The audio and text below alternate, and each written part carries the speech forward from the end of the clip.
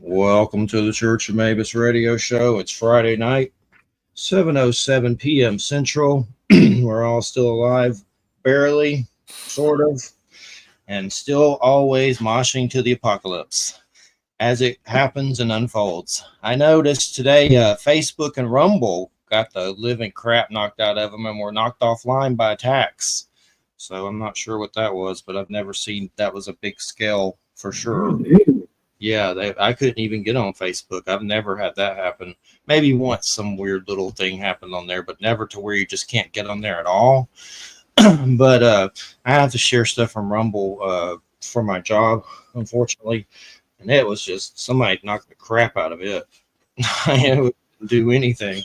They said it was DOS attacks or whatever they're called, DDS or whatever they are. I probably said that wrong, but good to have you here. For sure. What'd you say, William? Denial of service attacks is what they are. Yeah. What they do is they flood the site with requests and overwhelm the servers. That's what that is. So Air tests running something today. Man, we just had Peter Samedi about King Cricket. And Alterna comics. Yeah. And I love it. I love Blood Realm. I just started reading Blood Realm. Things have been crazy. I just read the first 3 volumes of it. Wow. 2 pages in 2 days. So, man. Thank you for reading. That's a lot for me lately. Things have been so busy, but a lot of medical stuff with family members and stuff. So I was like, man, I better read these. So I got the first 3, 80 in 2 days. But the art, you do all this by yourself, man. You do everything in here, right? I mean, art, right? That's a lot. That's unique, isn't it, for someone to do everything? Yeah, I guess a little bit now these days, right? I mean, we're so used to having other people do certain stuff for us, especially with the traditional way would be inking, penciling, coloring. But I just feel like it takes a lot of time, but I save money that way. And man, I wasn't expecting it to be so freaking weird. You're a sick puppy. It's not that sick, but it gets weird. There's like slug creatures in here. It's like Lord of the Rings on acid. Dark, got a bad trip. But I love it. I need that as the caption, like, when they, you know what I mean? To endorse it. I've done blurbs, so if you ever need them. There you go, blurbs. That's it. Lord of the Rings on acid. Wow. But the art, it's just very, very weird. I love it. And and Cryon, that's the name of the main hero, like the hero. Oh, like, Chiron, yes. Okay. The names, I'm from Georgia, so I'm like, yeah. So I got to move around in here and remember.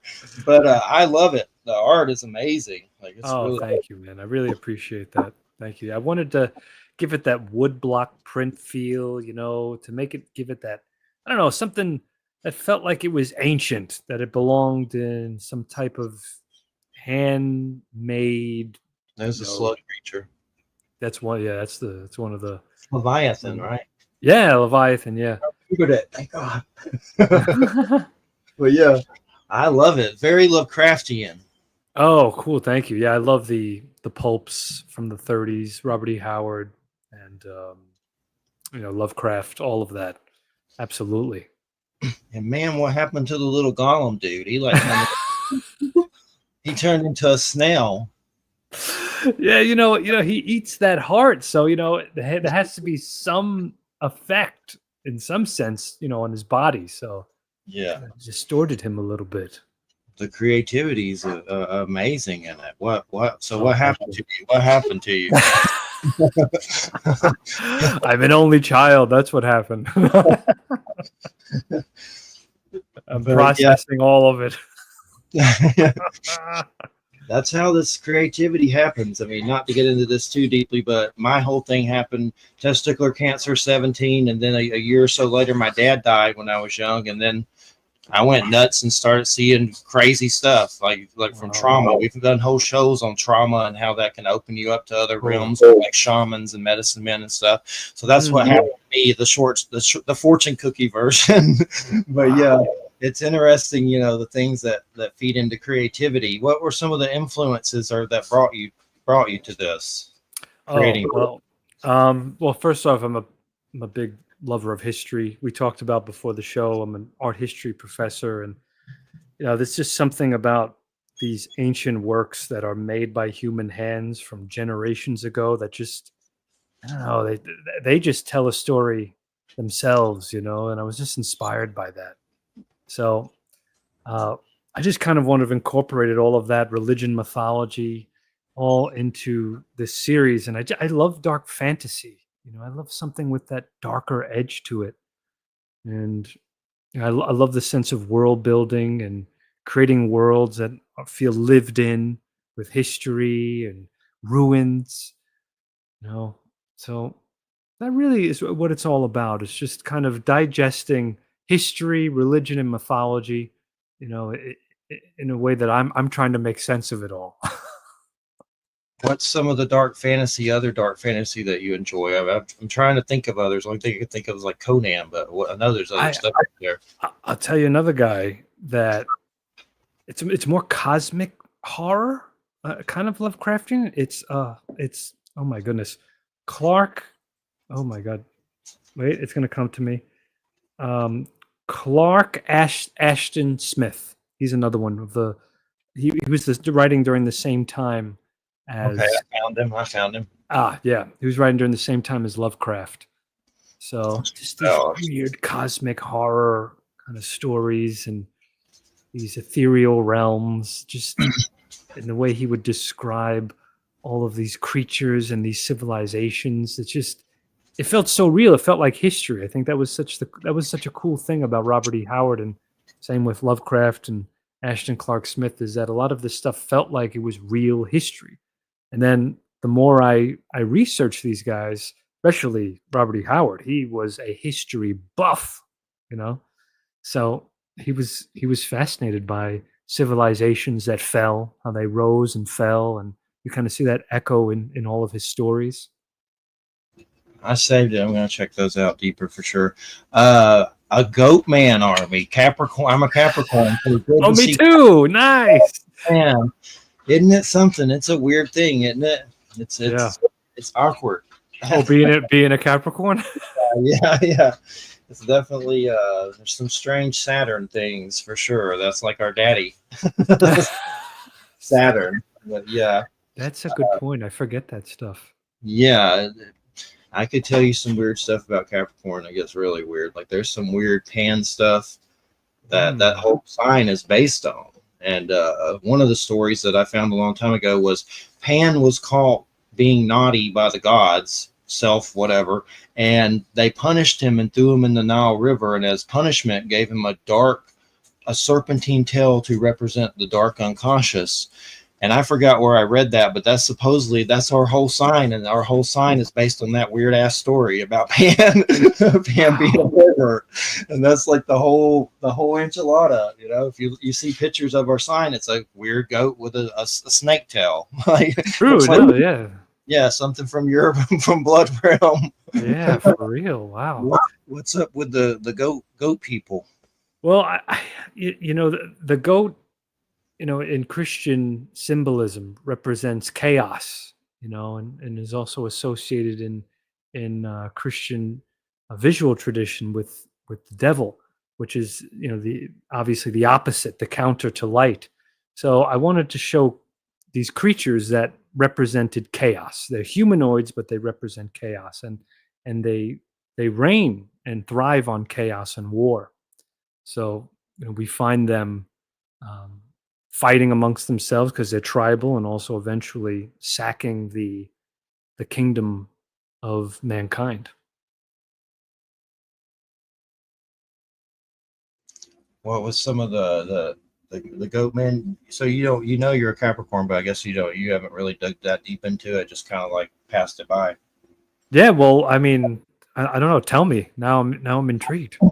A lot of weird people are Capricorns. Okay. Let me see. Anthony Hopkins, I believe, is a There's a Capricorn. lot of weird people that are everything. Yeah, that's Okay. true. I mean, the way I look at it is that unless you're an Aquarius, you're only an average weird. Ah. So Oh, so you're an Aquarius. no, I'm not. No, I'm Oh. not. That's my experience of Aquarians. Oh. It's like they're grounded, but just not on this planet. So they're whatever they are. But no, Capricorn. Well, maybe it's because I like Capricorns, but Capricorns are fun. Elvis was a Capricorn. Was he? David Bowie was a Capricorn. That's something we talked about that Elvis show we just did. I'll have to send it to you. They had UFO sightings for some reason. So I was like, well, the Capricorns, I've had them. And a lot of people have from many signs, I'm sure, but some other weirder ones, Rob Zombie, Marilyn Manson, Jim Carrey, maybe. I'd have to look that up. I think so. But there's a lot of weird ones. Some weird Capricornian devil goat energy. That's the other thing. Tarot people to them, Yeah. we're the devil. Like Capricorn's the devil. It's like, gee, thanks. But also the world card somehow, I guess, is the positive side to it. Interesting. Yeah, that's like, gee, that's good. That's nice. Where'd that start at? I've had discussions about that, but it's too complex for me to remember why they chose the devil card. But there's something to it. We've talked about it, but but yeah, it's a interesting sign for sure. Even weirder. Not that I'm into Hitler by any means, but Sons of Saturn was a weird Hitler cult kind of thing. There's also a weird. There's also a weird like Saturn black cube. Like they talk about it on these weird, Trump Q crap sites or something, but it's in some metaphysical stuff too. But something about a Saturn, a black cube, like a square or something. There's all kinds of weird stuff. Oh wow, that's really interesting. I have to make a note of that Saturn cube. Yeah, the black cube. Let me look that up. Basically, I think you're bleeding through blood realm, and it's really real, and we're gonna enter it, and it's gonna enter the earth. The blood realm is gonna turn the earth into blood realm. It's probably gonna happen. It's good that everyone's gonna be warned now and prepared. It's actually it's a good thing. Oh, there's a hexagonal structure. Yeah, they're like there's like cubes. Like people build them in like weird places. Well, it's talking about Saturn's cloud pattern. It's hexagonal.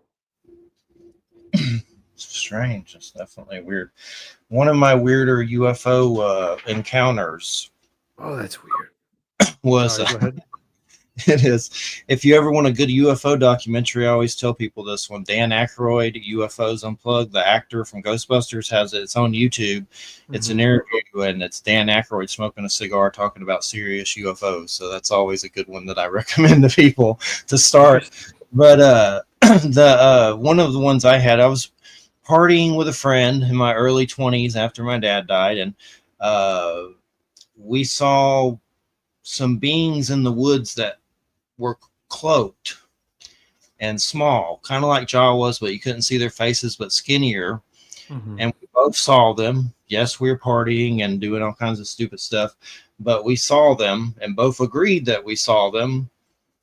And a cat jumped towards them and they vanished. And at that time, I had been reading books about the Celtic other world and things like that. So I don't know if I attracted something but it was like these little 3 cloaked, weird looking beings just in the woods. And the weird part was they had a black box at their feet.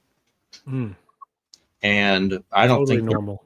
I always think of Phantasm, like it says, with the dwarfs and stuff. But yeah, I mean, the UFO thing has gotten really weird in our world lately. It's on a scale that's crazy. Like basically the governments came forth and said that there's stuff happening and bodies and crash retrievals, and then you have another side saying it's not happening. So you're like, what the hell is happening? Right. That's the UFO thing. But what is so have you ever had any paranormal experiences at all? Paranormal. Okay, so I would say I've had some. I would say I've had some paranormal interactions, or what I perceive as paranormal. Nothing extraterrestrial though. So Ghosts. yeah, Well, just a presence or just something that I saw, and I'm like, I know what I saw, and your brain tries to convince yourself otherwise, right? yeah, it does. And it's like, no, you couldn't have seen that. It's impossible. What did it look like, or what? How was it, shadow being or something like that? It wasn't quite a shadow being. It was this Victorian woman. Oh, Victorian woman. But nice. she was, I knew she was aggressive. And it's the most vivid encounter I ever had in my entire life.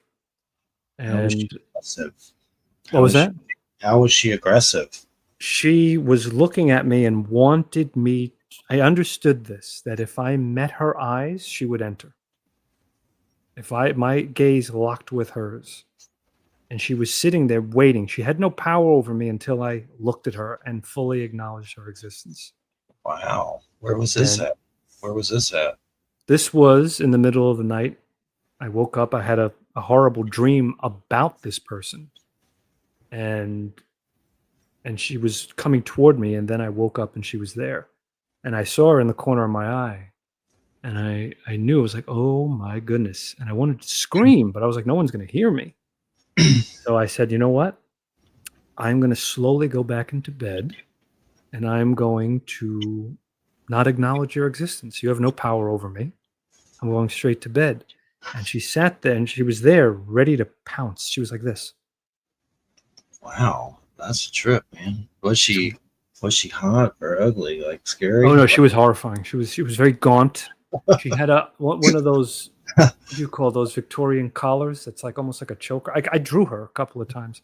Just Oh, quickly sketched her in the night because I was just, and she had the hair up in this bun that was very high up. scary. And yeah, I don't know who she was. I don't know why, but she was definitely aggressive, and that was it. Never had another encounter, but That's enough right there. that was enough. That was horrific, and I think by me personally not acknowledging the existence or her power, Yeah. then she realized she couldn't do anything.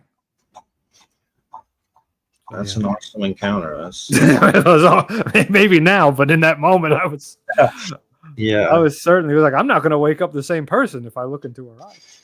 One of my big ones that I've had, and I've told this one a million times. I'm sick of telling it, but I'll tell it quickly because it's part of the experiences that I've had that are important. There was a time here at Silver Lake, I was listening to like the Watchword Bible or something. It was playing on my DVD or something. I was just like in the background or something. And I study all kinds of different things, but I grew up Christian with a preacher dad and stuff like that. But anyway, something told me to go outside and look. And it was not my thought. It was like a thought that wasn't my own. And I was completely sober. And there's been times I've seen stuff partying and or completely sober. So, but this particular time, sober, nothing. And the only thing I do now is weed in Florida. It's legal, thank God. It cost $1 million to get. But compared to what I used to do, I'm doing pretty good. That's good. I'm happy to hear that. Harder stuff. So just weed. So if I did any of that stuff I used to do, I'd be in the emergency room. Oh no. Yeah, definitely. I never did drugs until my dad died. When he died, I did drugs for a few years. Got involved with stupid people and stupid things, but I haven't touched that stuff in 20 years or more than that. I can't even, I've lost count. So just on the ganja now, and that's enough. No, yeah, certainly. Yeah, the way that is, it's like Willy Wonka going in there. There's so many different kinds. But anyway, I looked towards my house and saw two beings of light, people made of light, fly into the heavens as if they'd been inside my house and flew through the roof and just went straight to the heavens. And I'll never, they didn't have faces. It was just two people made of light, and they had limbs, humanoid forms. And I don't know if it was like, Jeffrey's listening to the Bible, we better go down there. This is not going to last very long. Let's see what he's doing. If it was my dad, I don't know what it was. If it was aliens, but I'll never forget it. And I try to tell people because I think it was something to do with my dad, maybe, and just an affirmation that there is life after death.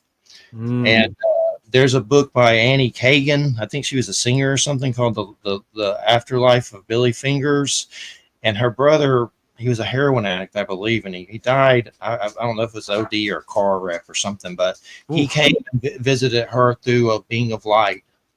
And she saw him as a being of light. And it's on Amazon. It's called The Afterlife of Billy Fingers. Really good if anyone wants an afterlife book like that. But that was one of my big ones. That was kind of like a, something saying, psh, psh, you live on after this.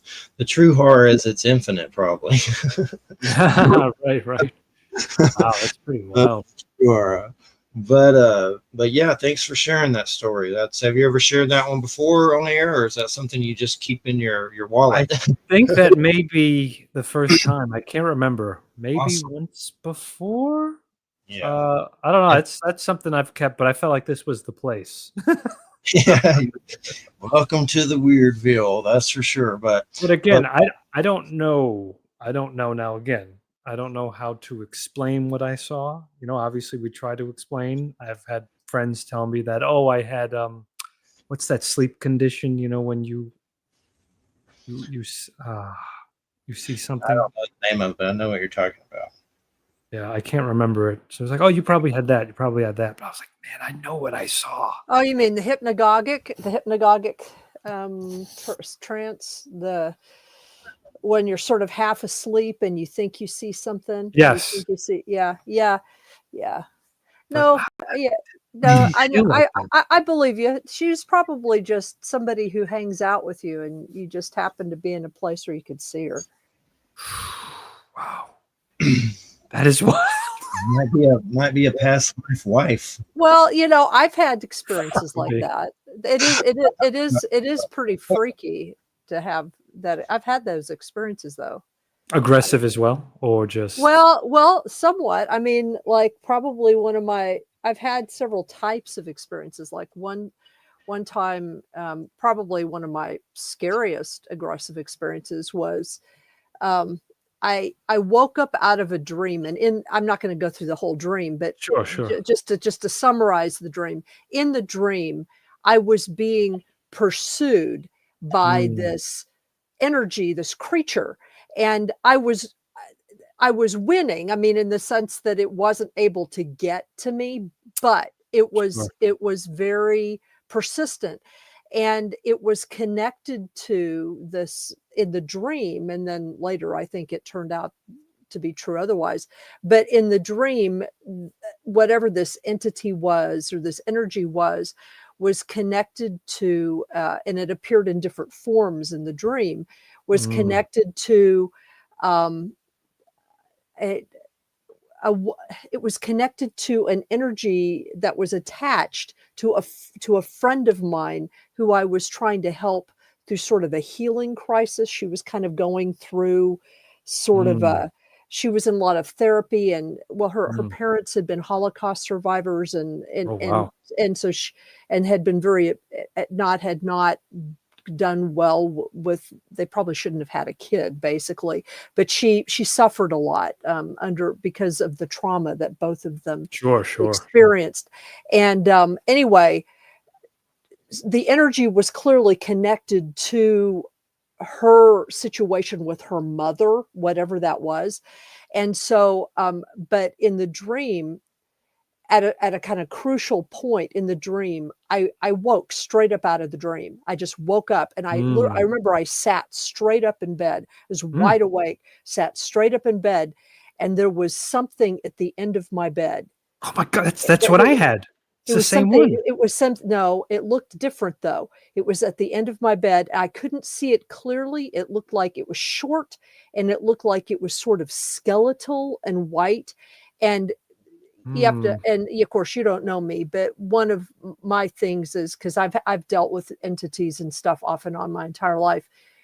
I can deal with things, but do not wake me up out of my sleep. That just pisses me off. And so I immediately was out of the bed, and I chased it down the hall. I was like, I'm gonna kill you, and I chased it down the hall, and I can see it very clearly. I could see it very clearly, like as it was rounding the bend, and I could see the curve of its skeletal arm, and then I chased it down the hall into the living room, and flipped the light on once I got to the living room, flipped the light on, and I couldn't see anything at that point, but I could tell that like in the far corner of the room, there was like this, I can you know how heat waves look? You know how they're Sure, sort of sure, wavy like sure. that? There was this weird wavy looking thing in the corner. That's all I could see. And it was just like emanating this anger and hatred and just garbage at me. And so, because of the context that this was in, the the Holocaust, and my friend was Jewish, and all of and I was studying Jewish stuff at the time, and I happened to just have an Orthodox Jewish prayer book there that I had been looking at before I'd gone to bed that night, and I picked it up, and I remembered something in it. I picked it up and I started riffling through it. In the back of a lot of Orthodox prayer books, there's this wonderful little prayer ceremony that you can do, and it's called the amelioration of bad dreams. That's literally the name of the prayer. Mm. And so I started, because I do know Hebrew, I started like actually doing the prayer at this thing, and um, and I went through it 3 times, and the 3rd time I heard a pop, like an audible pop, and it was gone. Wow.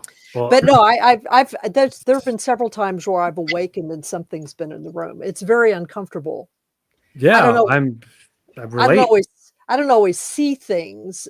Sometimes I just hear things, or like there was Sure. something in my room the other day, and it kept making noises. It wasn't an animal, I could tell, but it woke me up, and it was like I turned on the light, and I laid there for a little bit, and it made the noise again. I said, "Shut up," and then I went back to sleep. I That's was how you got to like, do it.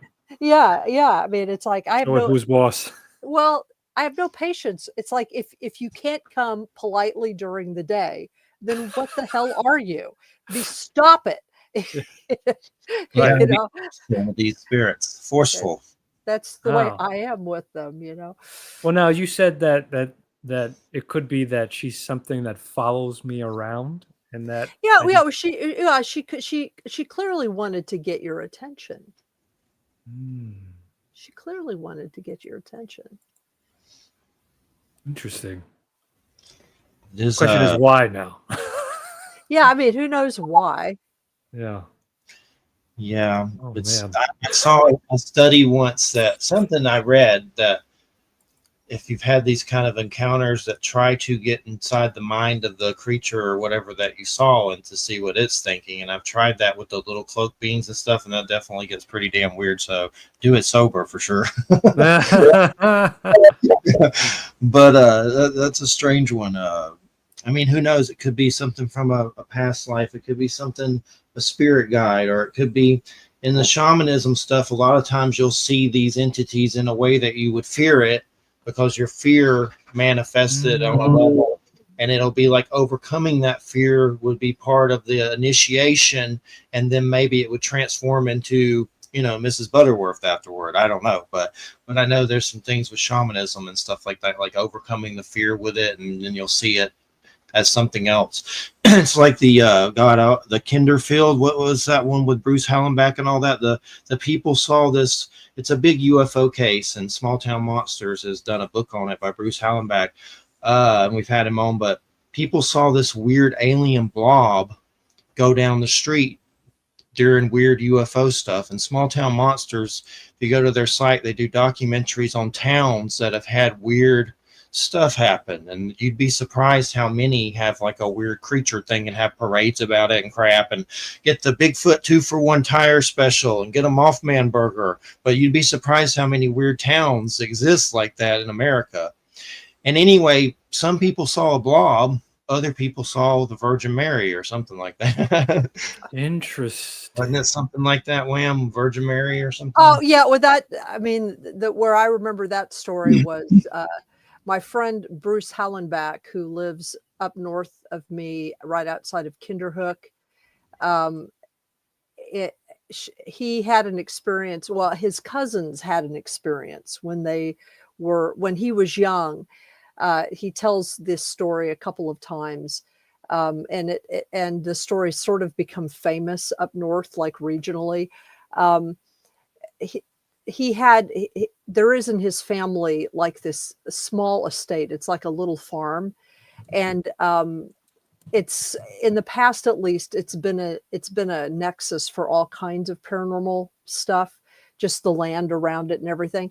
But some of it, when he was a kid, a couple of his cousins had an experience where they both went into the woods and they encountered this thing, this entity, this kind of weird blob looking thing. And it, at least by their perception, it sort of chased them down the hill. They encountered it in the woods when they entered the woods, and it sort of chased them down the hill. And various members of the family had experiences with blobs. Like even Bruce saw the blob once. But in the case of these two cousins who saw it at the same time, one of them saw like a weird ghost. He thought, to him, it looked like a ghost shape, sort of vaguely, kind of like Casper the Friendly Ghost, but the other kid swore that he saw the Virgin Mary. So that was that. So obviously there's a little bit of, So maybe I should have gave her a closer look. Trickster thing in this and paranormal and UFO, that somehow this energy knows your beliefs or your fears and kind of like is playing the game with you, So I mean, something like that, trickster energy. Interesting. Wow. Yeah, and but yeah. So got those King Cryptid posters. Are we ever going to see any Blood Realm posters? Posters. You got King Cryptid posters? Which one? Yeah, he Alterna Comics. He just had those up. King Cryptid. Oh, dang. Yeah, maybe I'd like to. Maybe on the next campaign. Poke him and see what he says. The Blood Realm posters. Dog's trying to escape to the. Oh no! Oh my gosh! He's trying to escape to. Who is what? Edgar. Dog. I have a Boston Terrier that has a serious hump problem, and there's a dog and stuff. That's all I'm gonna say. So I have to keep him on the leash because he'll try to get away to. He's like Pepe Le Pew from the Looney Tunes. He is just. I've never seen any. I'm like, do I need an exorcist for this dog? Is he like a pan minion? But he is just trying to hump everything, like a pig. My brother's leg. There's a dog in heat. That's even worse. But I don't. It's crazy. He never gives it a rest. It's like every day. It's like, dude, I'm gonna have to cut your stuff off. I reckon. I don't want to, but this is the road we're going down. I know how that is, so I don't want to do it to you. But you're acting crazy. But wild. All he thinks about, he's trying to get to that other dog in the other room, and he's just like, he's on a mission. But yeah, the King Cryptid, they were on there for sale not too long ago, like a week or so ago or something. But sure, it's still up there. But so what's there's how many issues now? 9 or 10 or what's the number? I have in which Blood Realm? Yeah, Blood Realm. Oh well, we're gonna be fulfilling the latest campaign, which will be up to 18. Okay. Yeah. So yeah, we're up there. Yeah. Right now I have 1 through 14. Okay. Yeah. 1 through 14, and I have the others ordered. But definitely love it. What's in the volume 3? It seems like, is there a time jump, like into some sci-fi?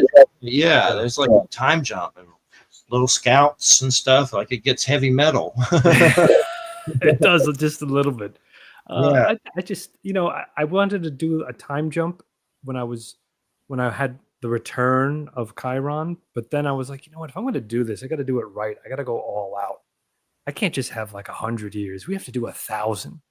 But then I didn't realize, oh my goodness, now if I'm going to be drawing 1,000 years, now the world really needs to look different. There needs to be twisted mechanical machines and biomechanical things going on. You know, it had to be a whole different world. It had to be the same world, but it had to feel cybernetic, you know. So that took more effort than I thought. But I was like, you know, in my head, it's like, this is gonna be easy, this is gonna be great. But then I'm like, oh my God, now I need to reinvent how this world looks. But I think it was worth it. Oh, it's definitely worth it. It's very unique and definitely one of a kind, one in a billion, definitely for sure. Oh, thank you. 1 Yeah. billion. Yeah, it's something. But where's the best place to get it? Alterna Comics, and then is that the best place, or your site? Yeah, my website, robertgeronimo.com. You could get signed comics from me. I have a couple of those 80 issues, those little volume ones, still available, and they'll come signed by me. And you can get back issues by Alterna Comics, my publisher. And how is it you're going to do the Blood Moon thing with King Cryptid? How's that been? The creative process for that, is it weirder when you're working with someone else? No, Pete's like it's a lot of fun working with him because we're very similar and we're both passionate about our projects and our characters, and we both understand each other's worlds pretty well. So far it's been it's like when you have your buddy coming over to play with your action figures. You know, you trust him to play with your action figure. He's not going to break him and snap him in half. You know?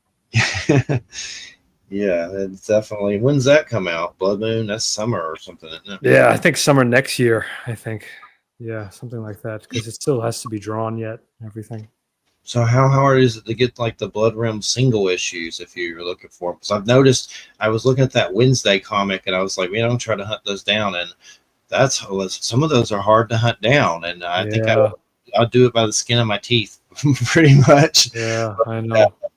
And are the single issues hard to find? Or are they out there? Or they're out there, but I think there's a couple that are officially sold out, so you'll have to do a little digging for those. Yeah, or a reprint. Yeah, I try not to obsess on crazy things like that too much, like the variant covers and stuff. Like some of them I'll do, but like those Mark Spear covers and stuff. But that's just, you'll go nuts if you may have to be rich to keep up with all the crap. You can't. I only have one variant, and that's the only one I'll ever do. Cool. What's that? What is that? Or the Blood Realm? Yeah, it's on my website. It's only one variant, and that's it.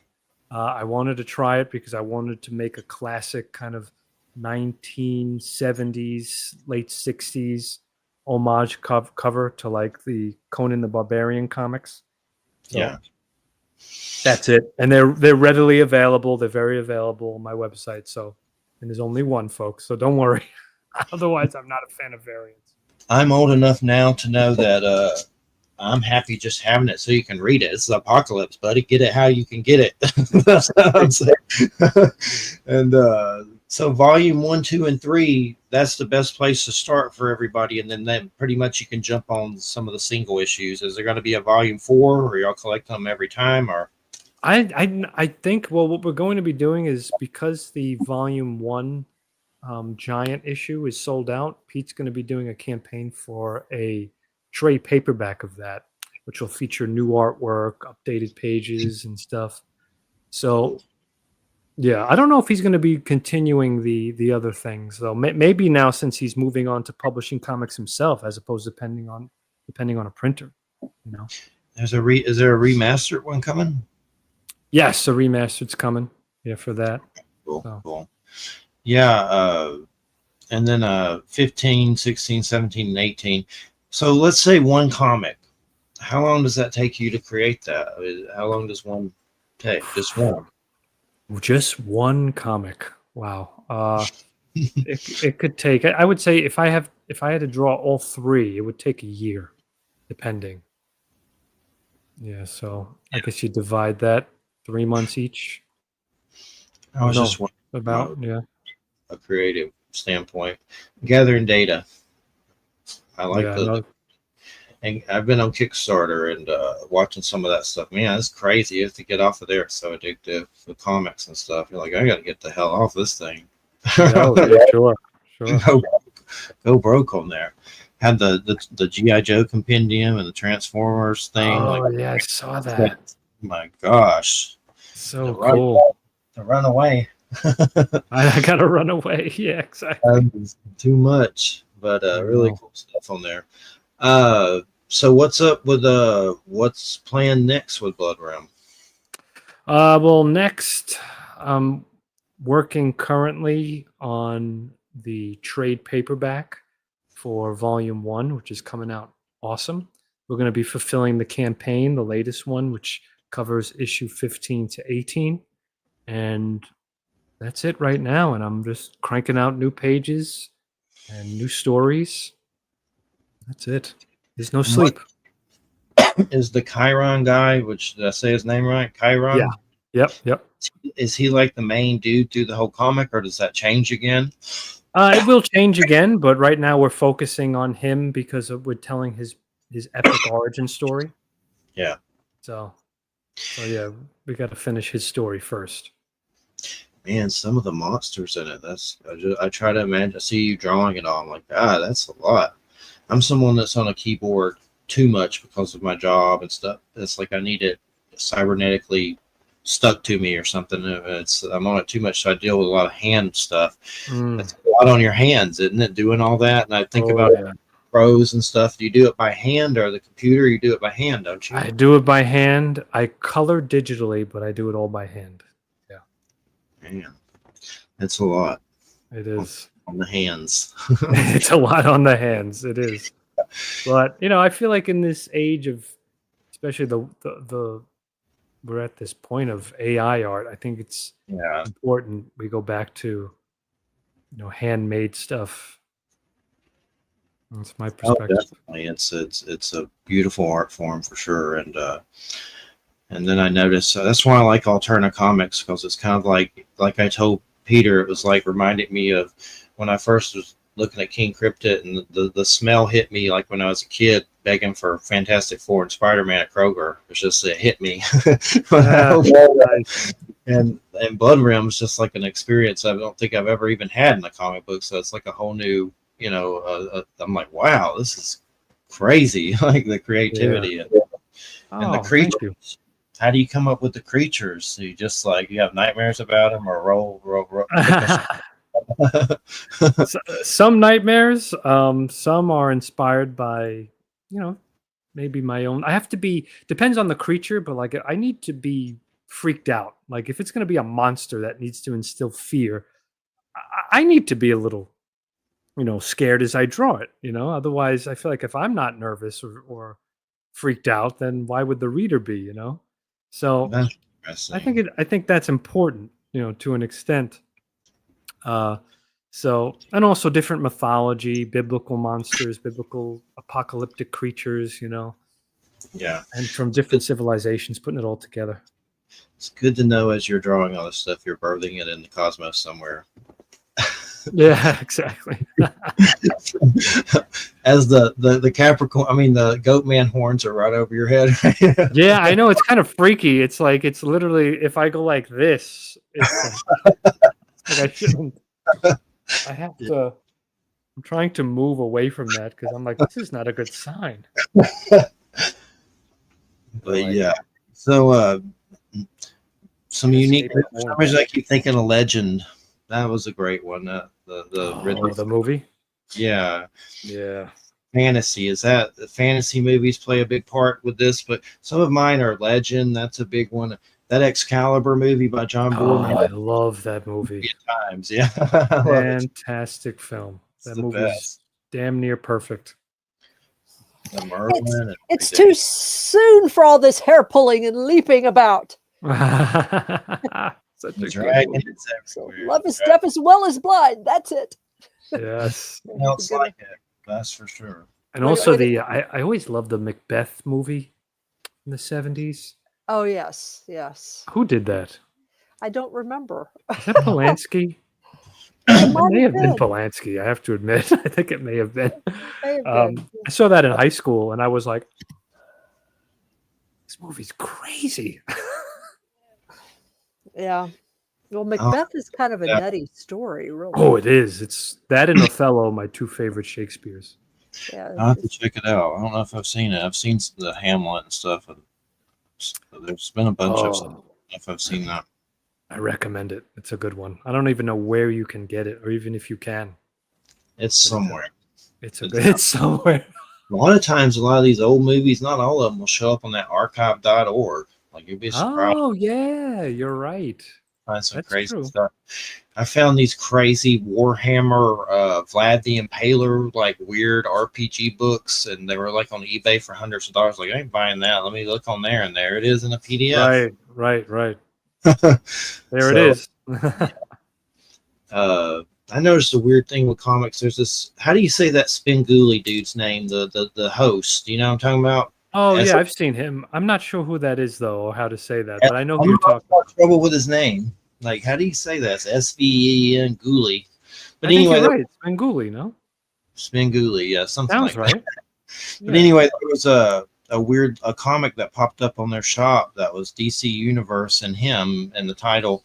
And I looked at eBay and it was like $500, but for some reason wow. they're selling them at a reasonable price, like I think like $40 with a bobblehead, and they're from a convention. But people are selling them eBay for like 500 smackers. Wow, that's It's weird when you a lot. find crazy stuff like that with comics, or like I was telling Peter, when you're looking for one comic and it's like there's only one left on the whole internet. It seems like it seems like the real. It's insane. I had that happen with the Eager comic, the one from Image. There was like only one of a certain one, but Right. but Blood Realm is really good. Y'all just stick to one title, which is good, because I always wonder how the hell do they keep up with so many titles? Somewhere the story is going to get lost in that, or Oh some yeah. activity. Yeah, So there's a good that- lot to keep track too. yeah. And but Alterna Comics, that's the place to go for Blood Realm. But yeah, it was great having you stop by, and It was a pleasure. paranormal stuff. Yeah, and good to know now, Professor, that Professor Wham, that this person is always with me, hanging out. I was not could be. aware. Could be. You know, one thing I try to do is like I've called on Archangel Michael to clear stuff. Like there's stuff with him, Yeah. clear stuff, things like that. Just there's a good meditation by Wayne Dyer, a good author that he passed away in of self-help. It's called the I Am meditation. It's on YouTube for free. You can listen to it. It's like this music that's him and some dude encoded I Am into it somehow. But Interesting. like that. Yeah, It was but before I go, there was also a who was it? Padre Pio. He would encounter the devil or some dark entity, and he always had to address it, almost like demean it. Say, "Oh, is that you?" He nicknamed him Bluebeard. Is that you, old Bluebeard? Oh, okay, all right, whatever. And then that was just really interesting. How he, Yeah, it's Bluebeard. it's one of the best things to do. I mean, really, I've had some. There are some repeat visitors who come by every now and then, and I just think of them as like, oh, those are the snaky ones, and these are the, you know what I mean? They're people who hang out, and I figured that there's probably, we exist in this, our reality vibrates at a certain frequency. I mean, it just does, there's like this background frequency that's our reality. But, if you were to just tweak that frequency just a little bit, there'd be a whole other thing you'd see. There's all this stuff going on all the time that we don't see. We experience just a little slice of what's really happening when it breaks through. Yeah, and every now and then it breaks through, but it's probably already always there. Right. So why are they hanging out in your perspective? Oh, because they live here too.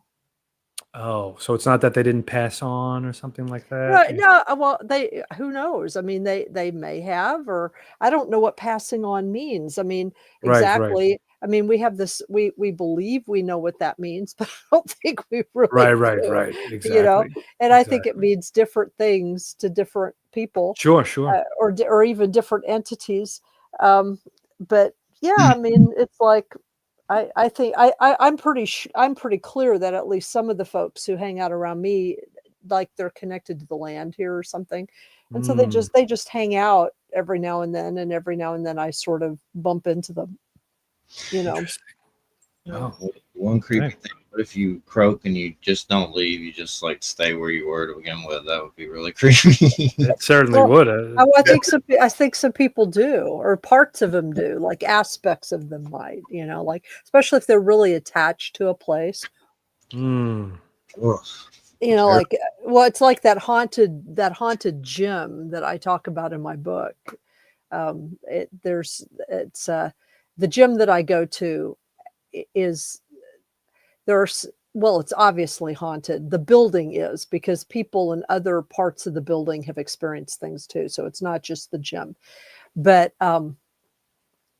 at least one of the manifestations, and everybody who knows the building, at least one of the manifestations is of the guy who originally built the building because he was mm, very attached, and this was like over 100 years ago. He was very attached to the building, and sure. he always wanted to see like who was renting what spaces, and so occasionally he'll just kind of show himself in one way or another, you know, like Interesting. in fact I have a on my phone I have a video a video of a motion capture camera just from a month ago of something that was caught um, in the gym, Wow. and it's very clearly something. You know, I mean, there was enough movement that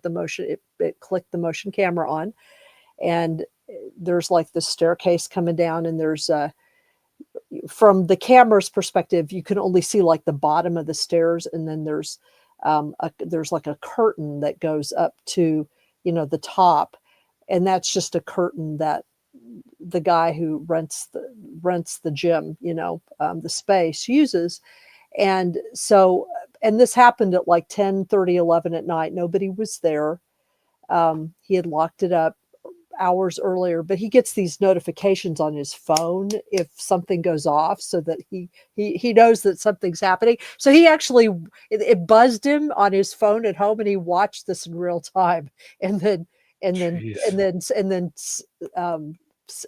saved it.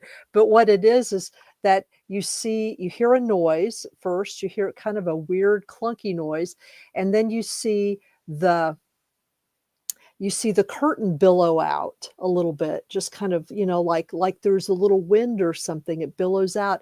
And then all of a sudden, you see this thing right at the top of, you know, how stairs go up. And then when it meets the ceiling part, there's, Mm, but right at the top, you see this hand reach out and kind of reach out like this. And then all of a sudden it pulls back in like that, and it's just clear as day. It only lasts like a couple seconds, but it's right there, and it's like, well, whoever that was, I have no idea who that was. jeez. This is very So strange. much we don't understand. Yeah, Incredible. yeah. Incredible. He's Wow. gotten all kinds of stuff, I believe it. all kinds of stuff on his Wow. CCTVs. Well, I'm appropriately frightened. So no, but this was a lot of fun. I really appreciate you inviting me, Jeffrey. Really, and Yeah, Professor Graham, it was really fun. really good. And you and Peter are great. And anytime y'all need anything promoted, or if y'all need to come back for anything, let me know. And Oh, definitely thank you, man. support Alterna Comics. Thank you so much, guys. Thanks for having me, and Sure. enjoy the rest of your night. And make sure you keep those things at bay. Yes. And one weird thing I'll tell you really fast before you go. Do you want to Sure. keep some of the weirdest crap happening with UFO and paranormal? Those Mm. Skinwalker Ranch shows on the History Channel. There's Skinwalker Ranch and then Beyond Skinwalker Ranch. But the weirdest thing, that land was bought by the government and studied because it has phenomenon happen there.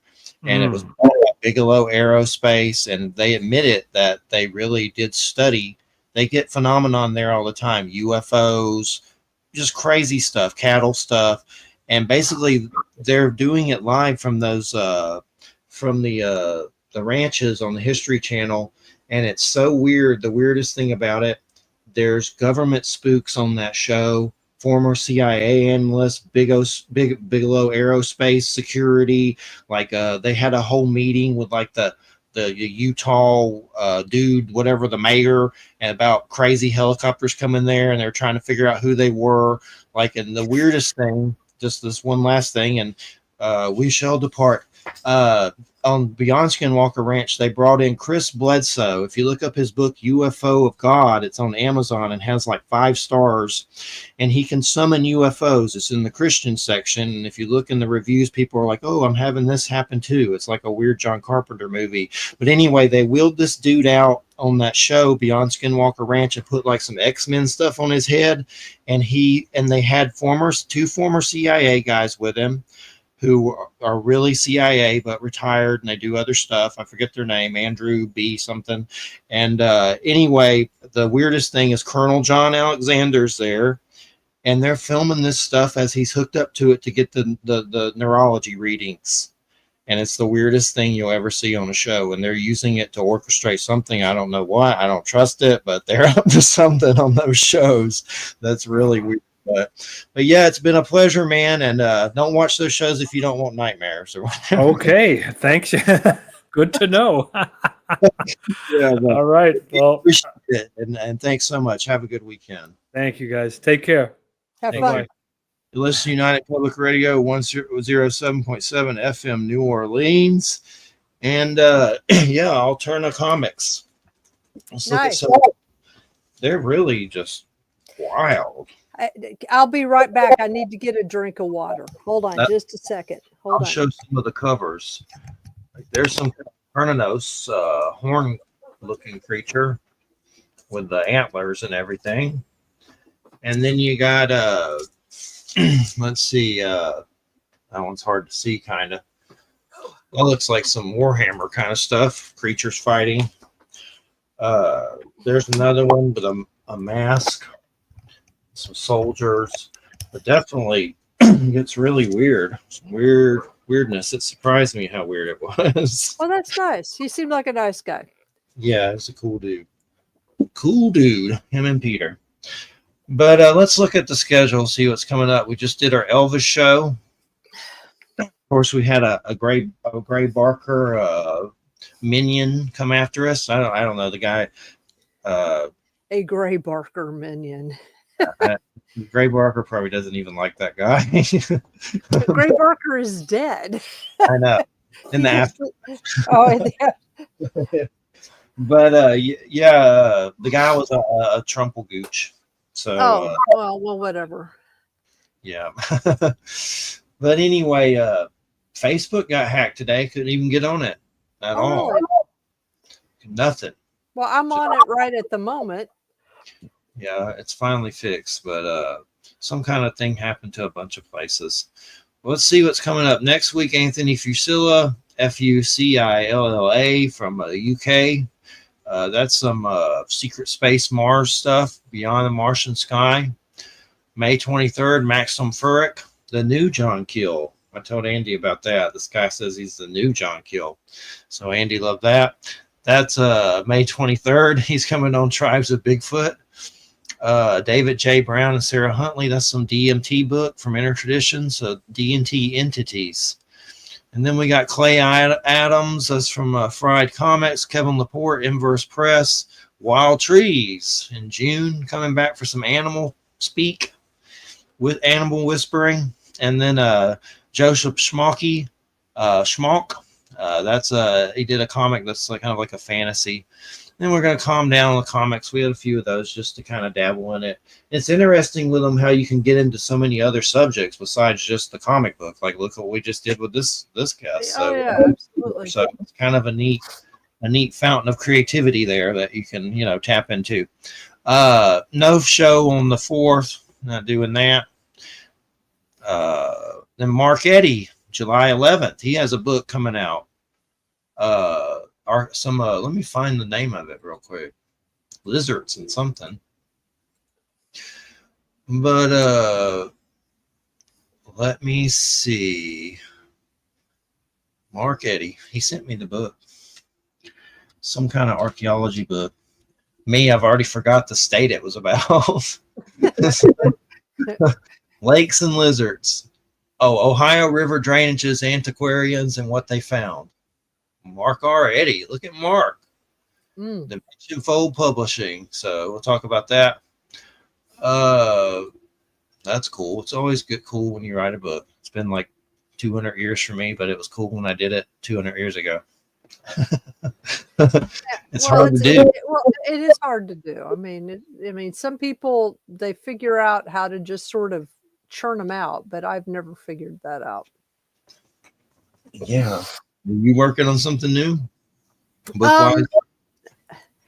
Well, no, not really. I mean, yes and no. I mean, I'm sort of trying to organize my notes around like sort of a volume 2 of Mysterious Beauty.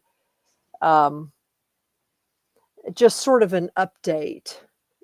An update on some of the stories that I told in there, because in part 2, where I have all of the, where I have like the individual accounts of people or of places, I'd kind of like to give updates on them, because especially it's been about 6 years, and especially since the pandemic, a lot of stuff has changed for people. A lot of the people's circumstances have changed. So, and I've got more information on that haunted gym, and just sort of do an update, not like a really long book or anything, but it's just a matter of, it's just a matter of having the energy to sit down and do it. You're trying to do a book on the haunted gym, you said? Well, it would have a chapter on the haunted gym. Do updates on it. Cool. Yeah, that sounds like a good one that definitely needs to be chronicled for sure. Yeah, it's fascinating. Do you ever find out any back history on the place or anything? Yeah. I mean, like I said, we know that at least some of the manifestations are of the guy who owned the building, or helped build or built the building and was most attached to it. But it did turn out that, and we didn't know this at the time, right before the pandemic, like, the pandemic really got started everything closed down in March, but beginning in like February, leading up to the time when he had to close the gym, there was a sudden spike in activity, and some of the activity was really pretty blatant. Like some of it happened during the daylight. Like while he was there, there is one piece of footage that I saw that blew my mind, because it happened in broad daylight, and it's a very clear shadow figure coming down the hall and looking in what's called the yoga room, and you can see it looking in the yoga room from the camera in the yoga room. It's like looking at, and you can see this very clear figure. It's a shadow figure, so it doesn't have features, but it's a humanoid figure, and it like peers. You can see its head like peer in what looks like a head, peer into the yoga room, and then sort of bend over. What it looks like is like someone peering in and then walking, and then sort of like bending their body to look around and then leaving. And the story behind that is that he was actually at the foot of the stairs.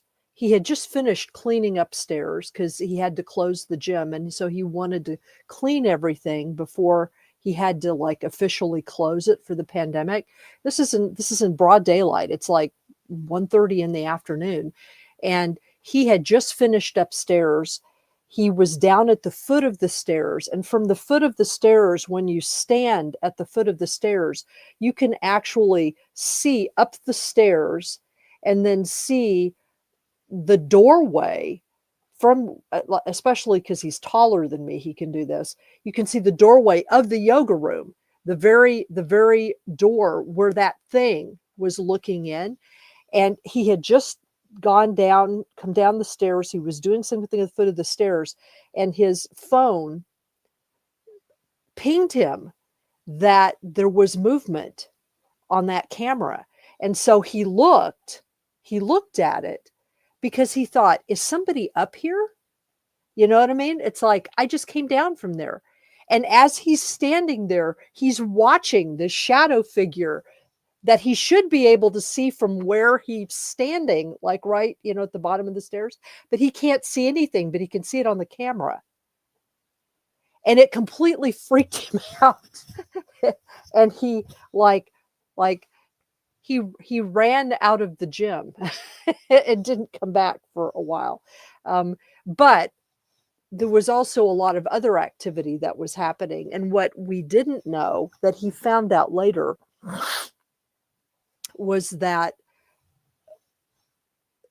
on the upper floor of that building, on both sides of the gym, on either side of where the gym is, there are apartments. And the apartment that was closest to the gym on the north side, a guy that had been living there, who was not a nice person, a guy who had been living there had died in his apartment and hadn't been found for a while. And he didn't know that at the time that guy had died. All he knew was that guy had disappeared. And I guess like his girlfriend came and found him or something. I don't really know exactly, the details, but that uptick in activity occurred in the months immediately following that guy's dying. So That's a trip. yeah, I mean, they're just weird experiences. I don't actually like being upstairs there by myself. I'm actually uncomfortable. It just, I just, I can be downstairs, but not upstairs. So, And what are you going to do? A chapter? The book's going to be just like haunted ghosts? yeah. Well, yeah. What I wanted to do is just sort of do a review. I mean, I talk about that gym in the first book. So what I would do is I would recap that part of the book a little bit, and then I would just add to it. I would give a little bit more of a history of the place. I mean, I have to be careful because I don't, like right now, they're actually trying to sell the building, and none of the businesses that are in that building want bad, negative publicity or anything. So I would have to be careful about, how I said it so that people wouldn't automatically, go in and bug the people who are in the building, because it's a working building. I mean, there are people living in the apartments. There are a number of businesses in the building, and then the gym. But yeah, I mean, and he's got a lot more like evidence and information. What I'd really like to do is get like 2 or 3 of his videos. I've had the guy that I know from Pine Bush, who gave me all the information for my Pine Bush chapter. He's actually an audio technician for CBS. He works in New Jersey, and he's done some sound analysis on some of the tapes, some of the recordings that have been made at the gym. And he's found some interesting things in some of them. Like he's found some sounds, like audible sounds that are that his equipment can detect. So they were obviously picked up by the microphones on the cameras, but humans can't hear them. They're like too low or too high. Hmm. So there are interesting audio frequencies that he's picked up in some of them. But what I'd like to do is do some analysis of that, and then maybe work with him to do. I think that probably the films, the videos, because they're very short, would have to be modified a little bit. Yeah. But if I could find some way of putting them on my website, that would be fun. Has he tried any of those things that you do to hear what they're saying, like they always show on the shows when little words come across? Yeah, we haven't actually had a session there, but we keep talking about it, and he wants to do an overnight session there. Apparently, there's different ones that you can get on your phone, and I was like, this has got to be crap, but it's weird because a lot of those shows, not to say they're real by any means, and they could be fake, but a lot of people on those shows are using the same damn things that you get from the Google Play Store. There's one called GhostTube that's really popular. Yeah. Like, how does your phone pick that up? I have a hard time believing it for some reason. I have no idea. There's another one that's weird. I forget the name, Necro something. Like, there's weird ones, and I've seen that Necro one on like shows. It's like they're using that thing I have that on my phone. I don't trust it. There may be something to it, but Well, I don't. Yeah, well, I'm not going to have anything on my phone. how's your phone pick up spirits? Yeah, I'm not going to do anything with my I phone. don't No. trust it. But I'm watching this India Pakistan thing. Have you kept up with that? That sounds like it's getting Yeah, crazy. I have, me, I always look at that kind of news. Well, I just saw something in it where I saw it doesn't mean it's true necessarily, but said Turkey joins in. Like, is this fixing to turn into a nuclear Holocaust situation? It sounds pretty scary. Well, yeah, I haven't, that's one thing that I was going to try to get a little bit of information about over the weekend, because I just, I can't keep track of everything. It's too much. But There's just too much going on. know much about why Pakistan and India don't like each other to begin with? Like, I don't even know that story. Well, it goes back to, the present conflict goes back to partition. When India achieved its independence from Britain back in the 1940s after World War II, there had been tension between the Hindu majority in India and Muslims in India, or Muslim regions in India, for a while, and that tension. That tension has been different in different parts of the country at different times, but that tension goes back to like the late Middle Ages, when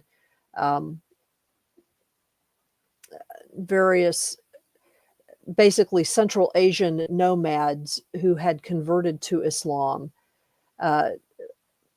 coming out of what is now Afghanistan, essentially, they decided. They used Islam as a political tool, but it was mostly, they were using Islam as a kind of organizing force, which is something that happens a lot when people adopt religions. They often and they're trying to move from, say, a nomadic situation to something that's a little bit more organized. Religion is often a tool that is used for that. The Japanese did that. They did that in Afghanistan. They've done that, but they did that in Iran several times. And so these nomads, that wanted to be more than just nomadic, and had been converted to Islam, they spread out and conquered parts of northern India, and that caused, various tensions over the centuries. But basically, when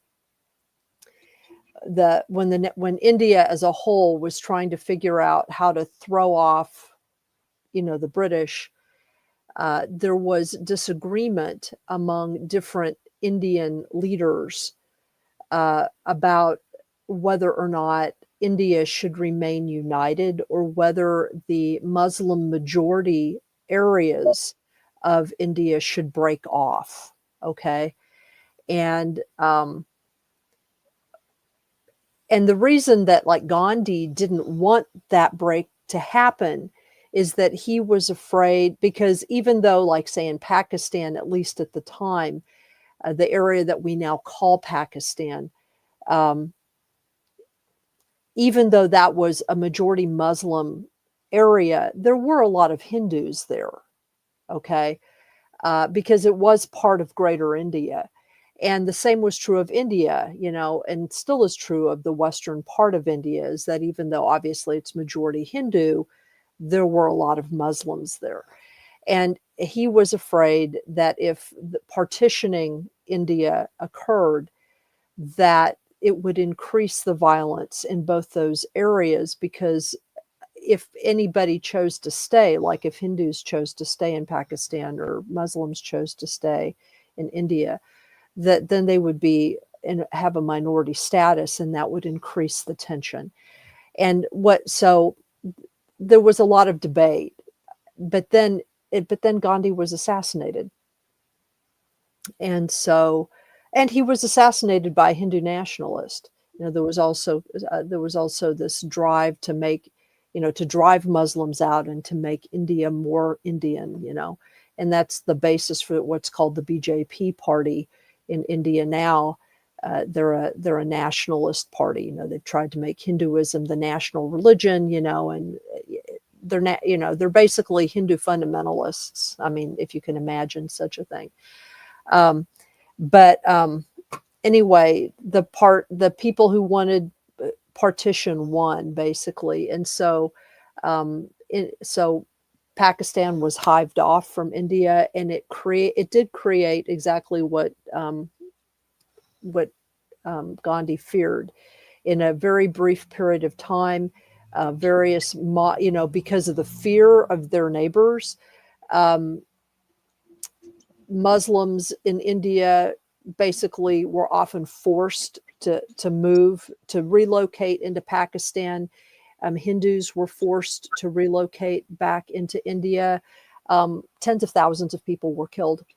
All kinds of raids happened. Almost a civil war broke out just because of that. And but there were various territories that were disagreed, that India and Pakistan both claim that even though this partitioning occurred, both sides still claim those regions, and the Kashmir is one of those regions.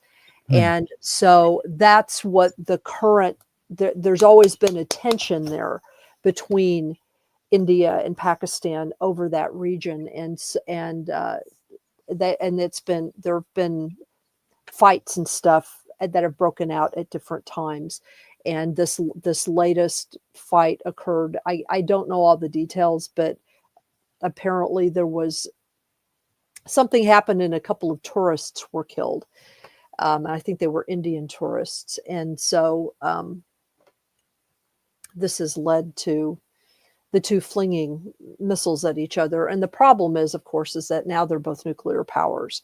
So, it turns out that in this particular instance, both the United States and Russia support India in this particular, or support India more in this particular moment. China is involved, though, as well, because China has invested heavily in both countries. And so they don't want fighting at all. And anyway, so yeah, it's a mess. Saw a great show on HBO Max recently. It was 3 episodes. I need to watch the third one again because I was on the oil and fell asleep during it. But it was really good. It wasn't because it was boring. But it's Legends of Shiva. And did I say that right? Shiva or Shiva? Shiva? Shiva. Shiva. Shiva. Yeah. It's a guy named Amish, but it's basically like a whole documentary on India, and he goes to their different locations and shows the archaeology and gets into the gods and everything. It's really good. But that's why, like, I don't want to see India blow up. I don't want to Well, see. I don't want to see anybody blow up. I don't want to see anybody blow I up. don't want anyone to blow up. But there's a Pakistani dude that's a comedian on a show on Netflix we started. I guess he'll keep watching it, but it's called Mo. It's pretty funny though. He's like a guy in America, in Texas, in Houston or something. He's like having to deal with rednecks and stuff, and he's Pakistani. It was pretty Uh-huh. funny. It's called Mo. We started No, it. But man, everything just feels crazy. Crazy. it does.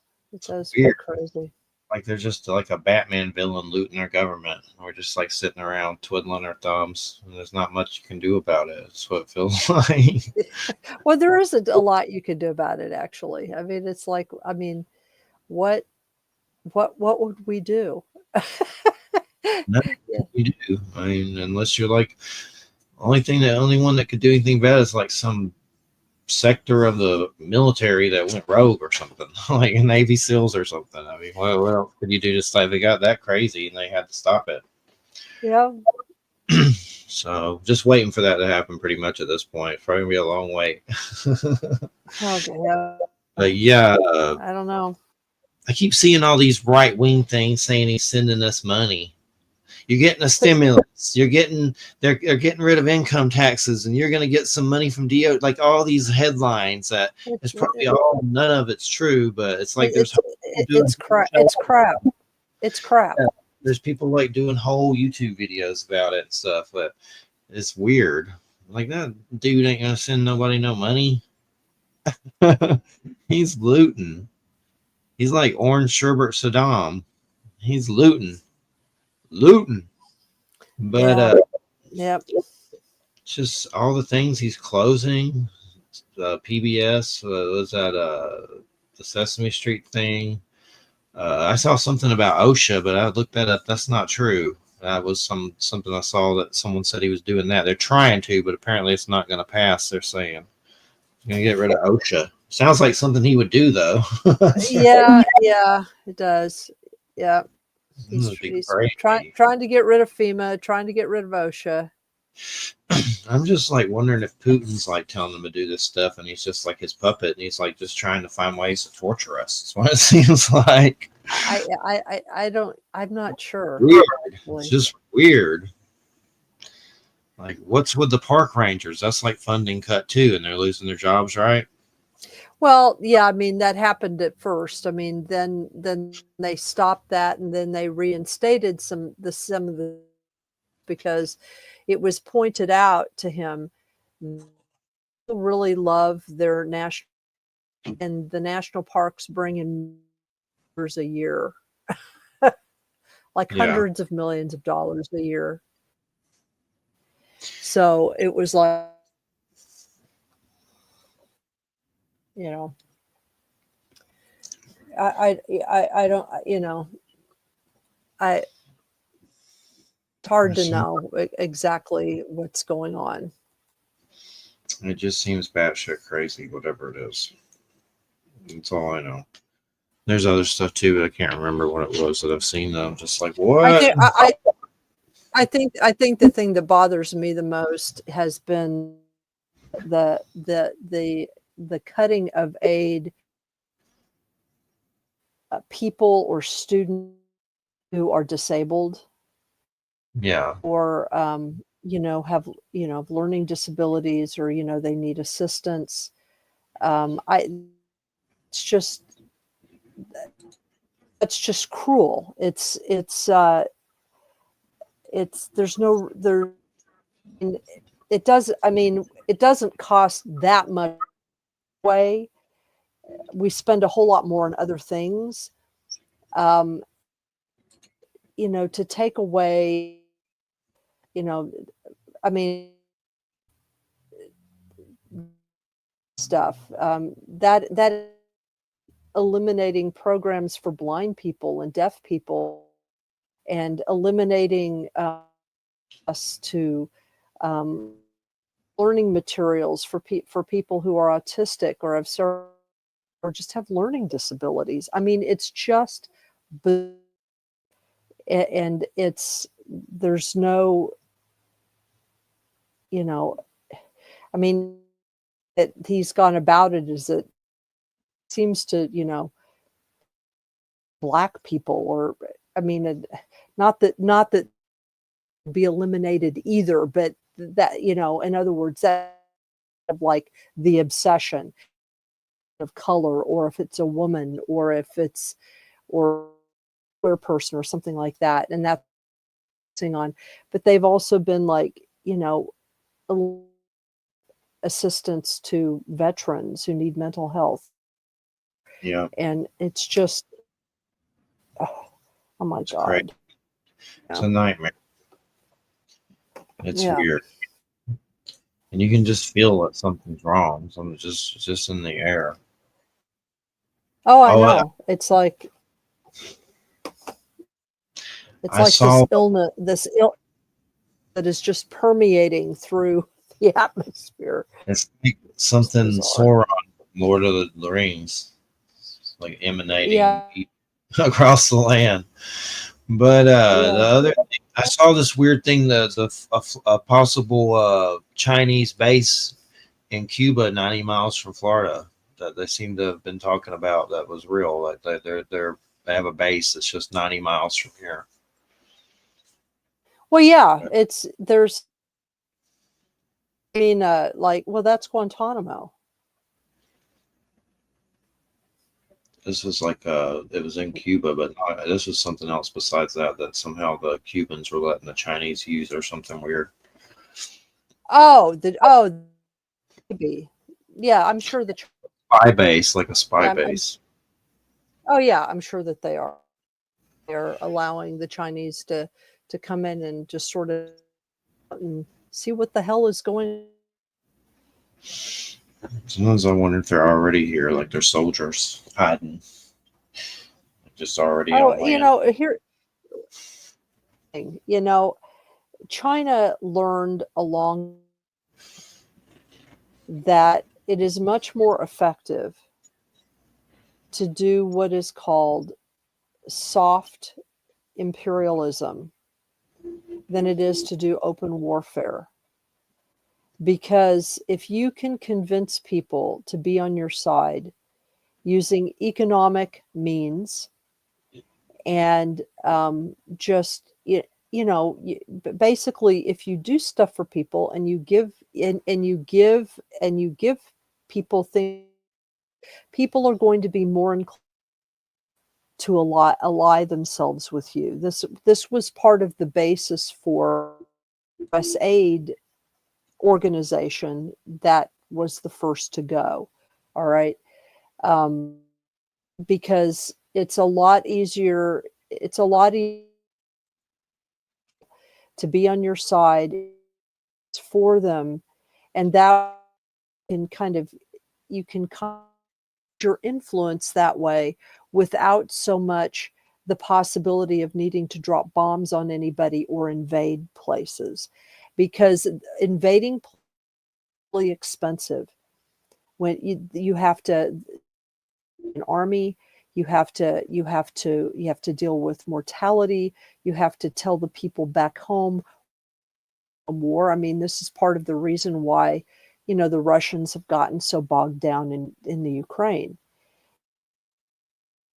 Very expensive, or why they've started using like North Korea at the Ukrainians, because it's expensive in lives and material, physically go and try to conquer a place.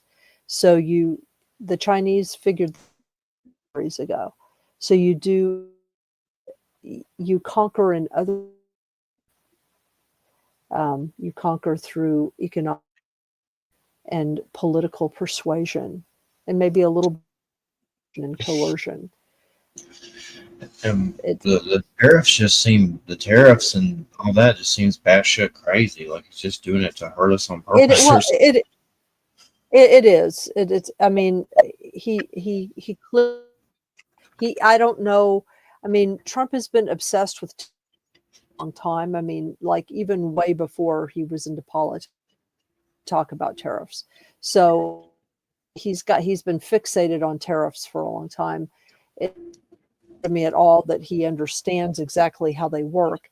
But I do think he seems to think bargaining tool. Certain kinds of price controls are used as bargaining tools in real estate. And I think that that's kind of things, but manufacturing, all of that is not the same as real estate. So, I think he's fixated and a what's called a what is it, a narcissist. Yes. They seem like they're saying that it's going to affect, products and stuff. Like there's a lot of fear about that, running out of stuff and ports being empty and all that. Yeah. Right. It's hard to, because it just depends on, he was saying that most of the Chinese tariffs down to, he was just saying that today. Who knows what he's going to do? I don't think he knows. He's like a Manchurian candidate to me. Like somebody else is controlling him. I do think that Putin has him and on Musk. I do think him and Musk, and that's why both of them do bidding or do favors for him. Like a mob situation than anything else. Yeah, and what was up with Elon Musk doing the Nazi thing? This is like the stupidest thing ever. Like, why would you do that unless you're a Nazi and you're really doing it? Because you're a Nazi. Well, I think he's clearly comes. Well, I mean, if you know the origin of his family, his family, his father and his mother and grand, certainly white supremacists and were supporters of the Nazi Party, during apartheid. And so, I mean, it's not surprising that he would have those attitudes. Is dumb too. That he's just sort of emotionally stupid. What I think, so thin-skinned, he just cannot take criticism. He freaks out. He still freaks out on X all the time. People can troll him successfully, which I think is hilarious. It's like, you're one of the richest dudes in the world, and you're worried about these obscure people that nobody knows trolling you. You're an idiot. You're just an idiot. But whatever. Down his places like in Italy after that Nazi thing. Like they burning down his cars. Yes, I know. And all kinds of stuff. Here's Senor Humper. There he is. The Humper. He's here.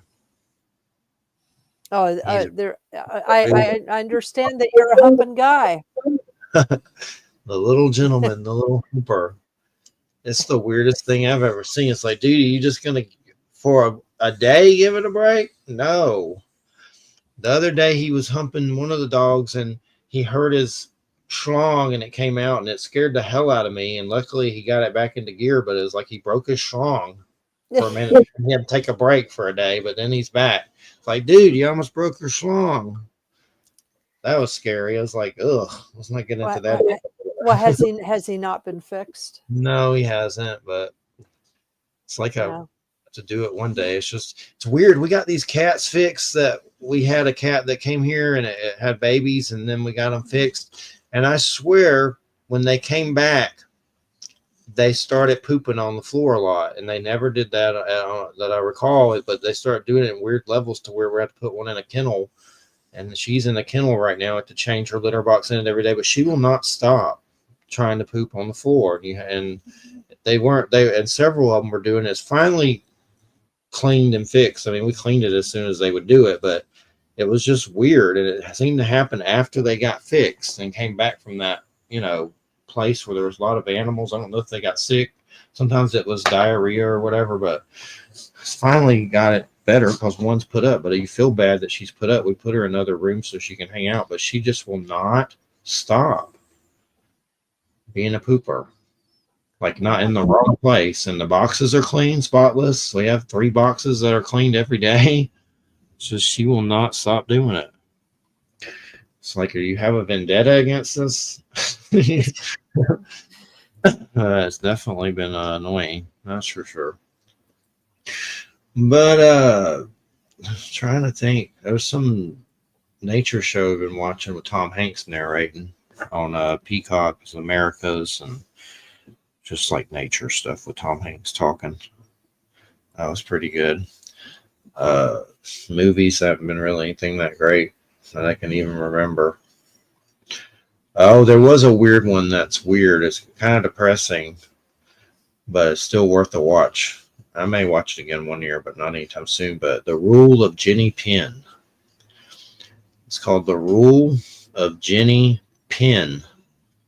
And here's why it's really weird.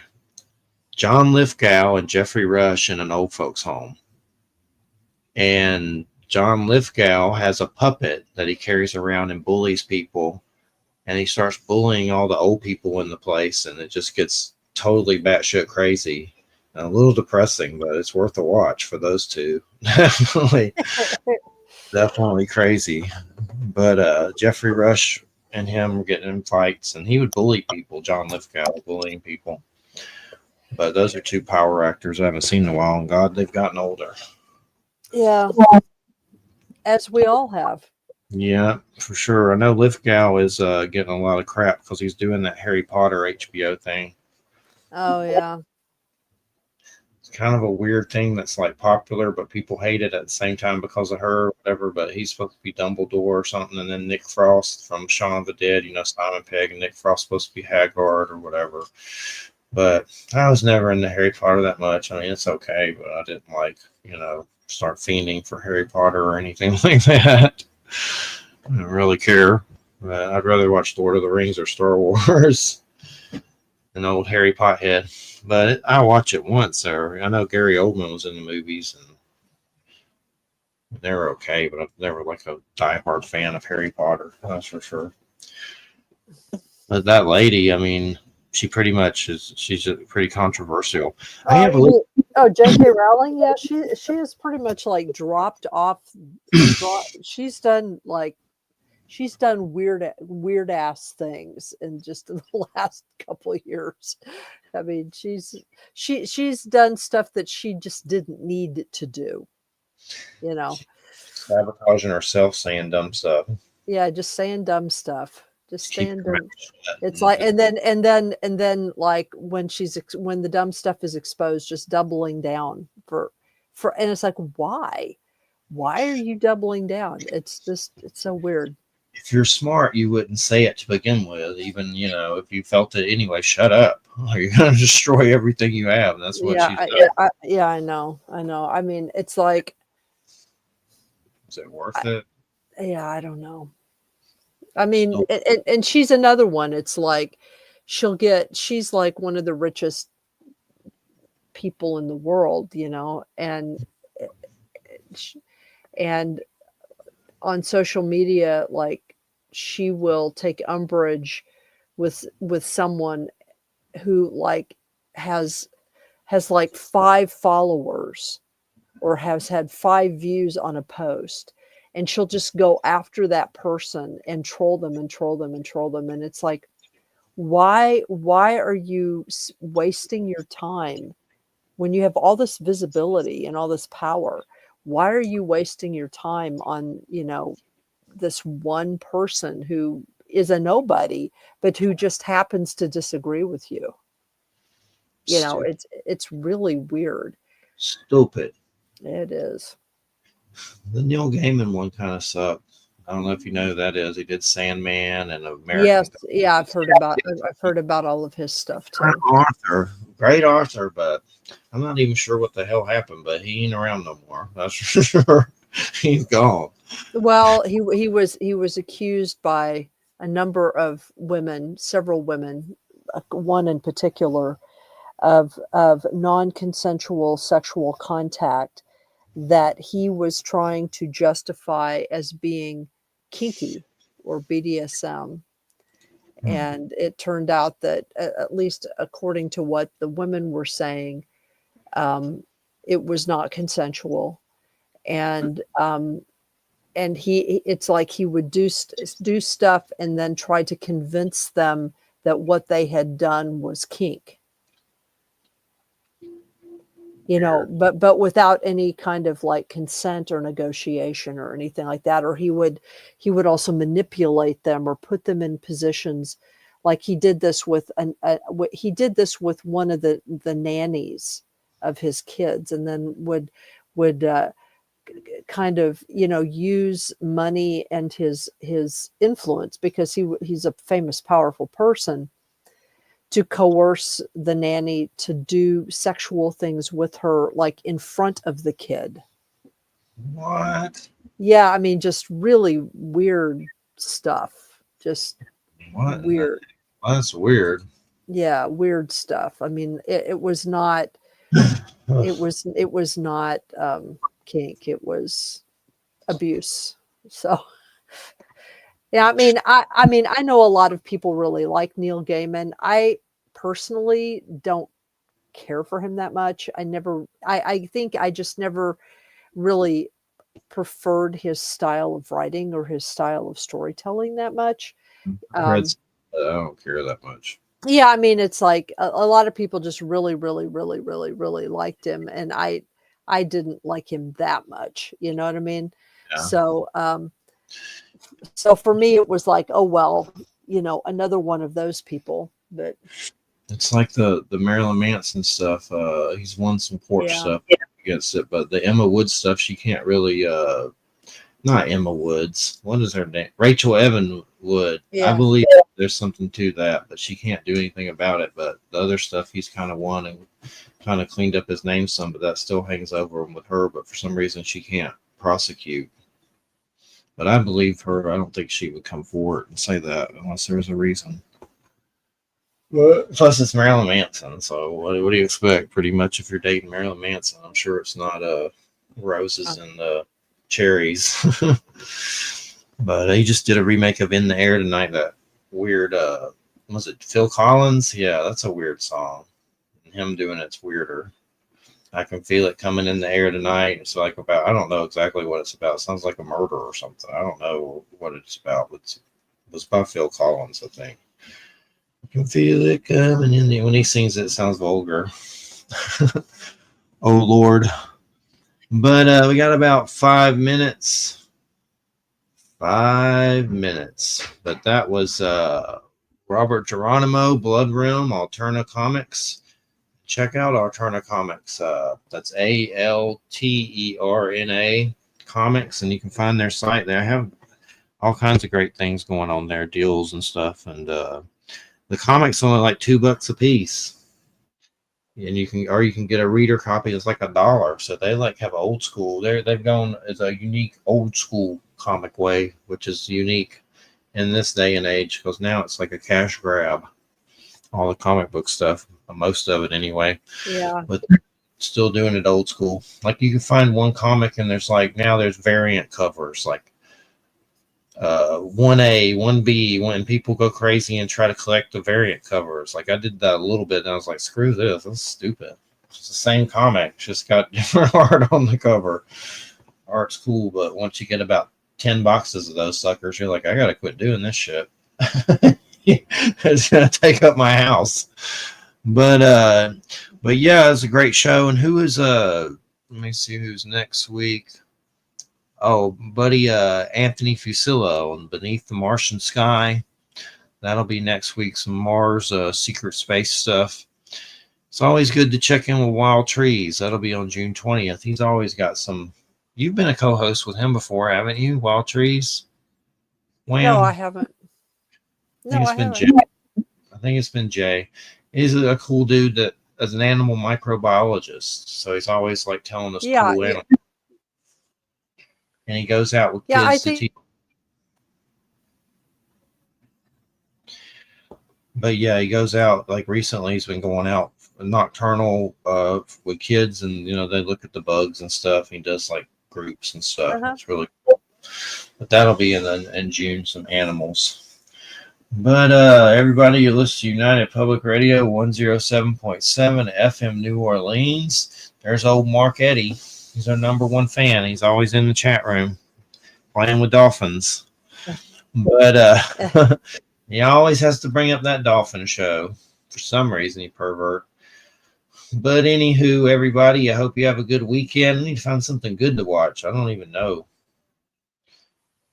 But there was some of the ugly stepdaughter, some on Shudder. I might check that out. It had a 90 about some fantasy with some ugly girl, like a weird Cinderella horror story. But all right, everybody, have a good weekend. Thanks, Wham.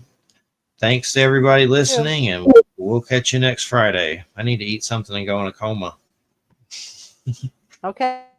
We'll catch you later. All right, bye. Bye. All right, everybody. We got about 2 minutes. Got some good shows coming up. I might shave for one of them one year. And Mark Eddy, July 11th. His new book. Let's see what else. What else is going on? Nisha and Norma. That's some psychedelics book. Wham will be there for that one. And then I'm still doing August, but all right, everybody, have a good weekend. Good night.